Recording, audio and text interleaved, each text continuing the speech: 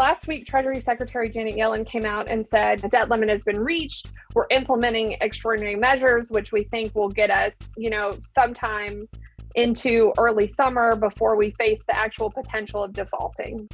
The debt ceiling, it sounds very complicated, but basically the gist of it is the government spends more every year than we take in. And so there's a ceiling on how much the government can borrow to cover that shortfall. When the government hits it, that money has already been spent. It's essentially like a credit card bill coming due. Are you going to pay your credit card bill? And if you don't, we risk catastrophic default.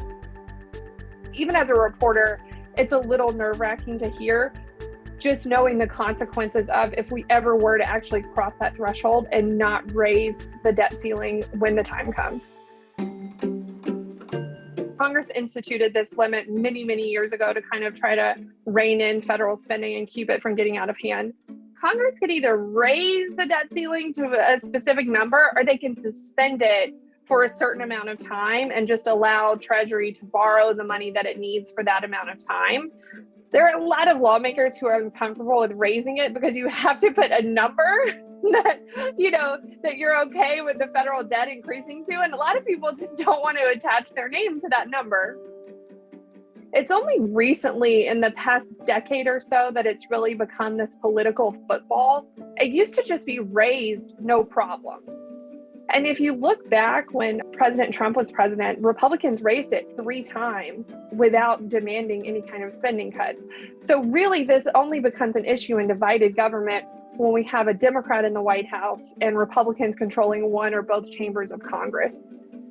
If you look at the dynamics happening right now, it's a lot of political dynamics. Speaker Kevin McCarthy came into the speakership. We cut several deals with hardline far-right members of his caucus. One of them was that in exchange for them lifting the debt ceiling later this year, agreeing to do so, they would demand a huge amounts of federal spending cuts. The White House has come out and said, we will not have negotiations over this. I think that they're trying to depoliticize it and lower the temperature because they don't want to spook the markets. And so that's where the two sides are right now. The two parties of the two chambers have to come together on some kind of agreement to raise the debt limit, likely by early summer, or else, very bad things will happen. There are levels of consequences depending on how close we get to not actually raising the debt ceiling. But I think even getting close to that would be very dangerous just because of the outside impact, like on the markets. And that's what we saw in 2011 when our credit rating was downgraded for the first time. Finally, Obama and Republicans got to the table and agreed to this series of cuts, but it was a very scary time for a lot of people, I think. At the end of the day, most Republicans don't want to default on this either. They're scared of the consequences as well. And so it'll be interesting to see how these different factions, Senate Democrats, the White House, House Republicans, kind of come out of their corners over the next few months. And if their positions, their negotiating positions soften a little bit and we're able to at least have some conversations here.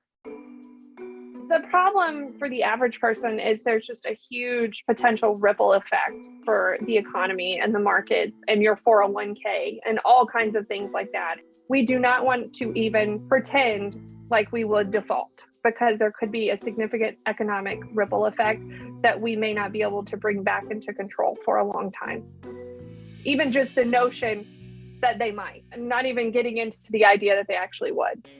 Since we're already kind of maybe in this recession, and there's a lot of economic questions and uncertainty right now, I think this would just worsen all of that. And so that's the concern for the average person. They do not need to worry about that in this moment. But I would say if we get into May and we're still in this standoff mode where we are now, people could maybe be a little bit more concerned and probably should be.